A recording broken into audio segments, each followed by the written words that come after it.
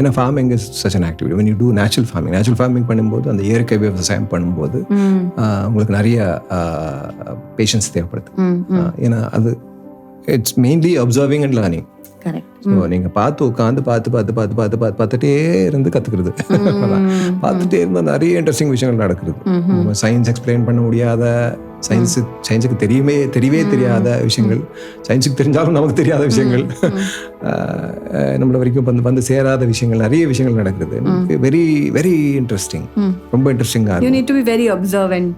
சும்மா உட்காந்து பார்த்தா போதும், அதுதான் அப்சர்வேஷன். அப்சர்வ்னா எனக்கு ஒரு ஸ்பெஷல் பவர் ஒன்றுமே தேவையில்லை. Anybody can observe, anybody can sit and watch. So அது பார்க்க நிறைய விஷயங்கள் தெரியுது. ஸோ அதுக்குள்ளே போக நிறைய விஷயங்கள் தெரியுது. இப்படி இயற்கை வந்து ஒரு very good teacher, very slow teacher, very interesting teacher.